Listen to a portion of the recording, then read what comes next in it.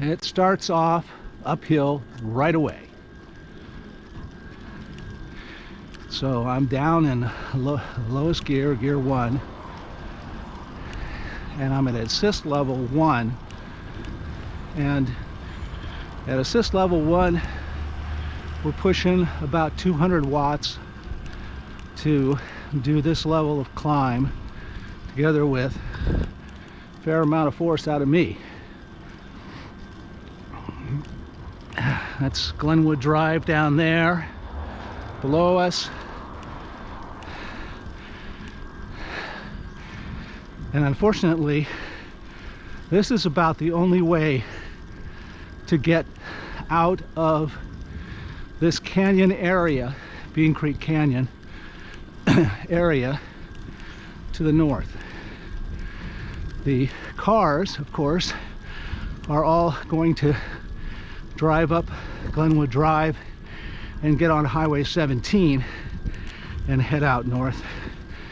But that is not advised for bicycles. It can be done, and in years past, a couple times I have done it, but it's very, very dangerous. First off, you have to get across Highway 17 in order to continue north. And waiting for a gap big enough to run across can take a while. Even if you're in a car, you have to sit there sometimes for a while to try to make that left-hand turn onto Highway 17. So instead, you have to go south on Glenwood Drive until you get to this intersection, Mountain Charlie, and then you can get on Mountain Charlie and climb up the western side of the canyon. This is what I'm doing right now.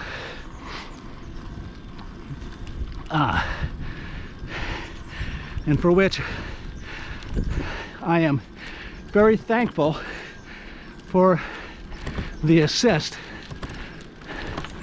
to give me a couple 300 watts of power to add to my own bod and make it up here.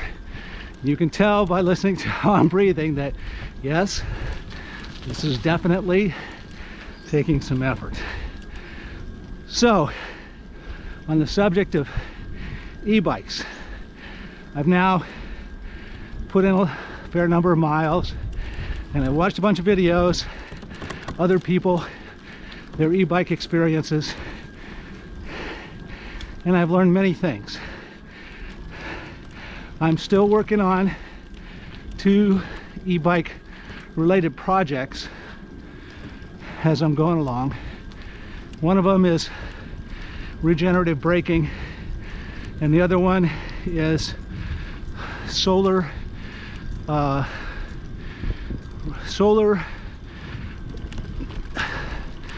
call it the solar trailer. You know, other people have done solar trailers, so I'm trying to invent a relatively new wrinkle on it.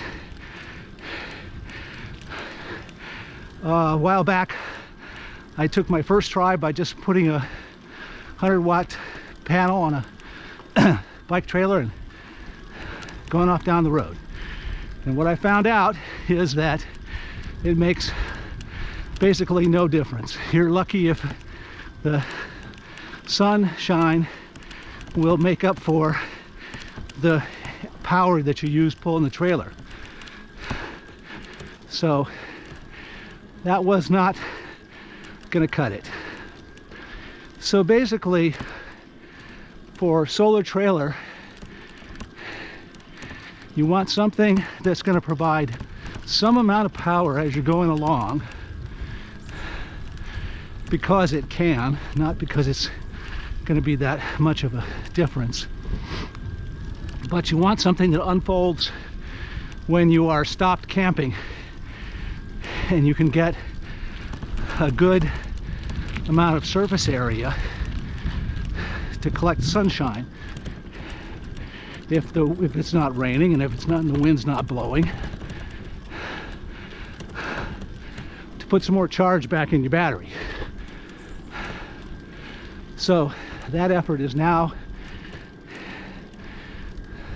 at a stage where I'm trying out various configurations to come up with a fan-folded solar array that folds up on the trailer, but it folds up in such a way that it provides what are effectively light traps in order to direct sunlight down into the panels even though they're folded up, so that I can get a certain amount of charge while the trailer is going along on the road.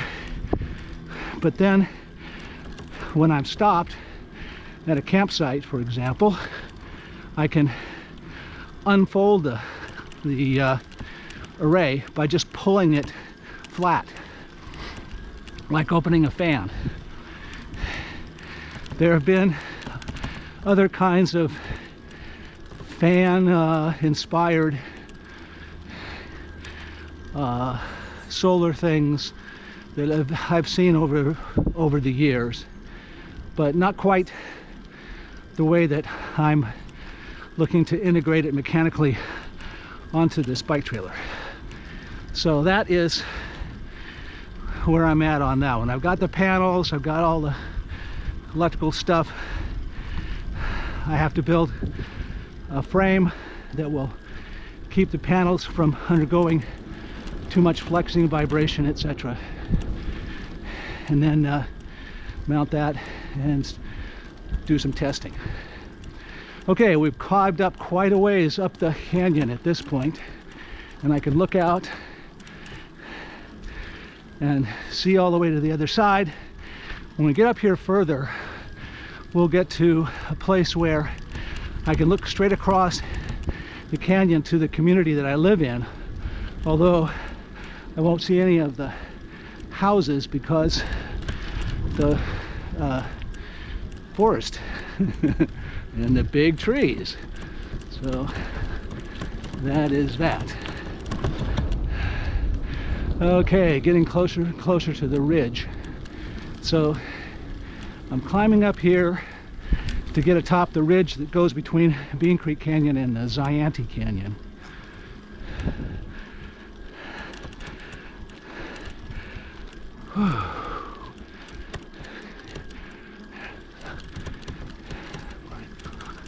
I'm just grinding along in a low gear. It's going to take a bit. Okay, so the other project that's underway still is regenerative braking. So I've done a bunch of bicycle, e-bike regenerative braking research, and it boils down to a few concepts. One of them is, and the biggest thing that people are going to deal with in regen braking is it worth it? And the is it worth it breaks into two paths.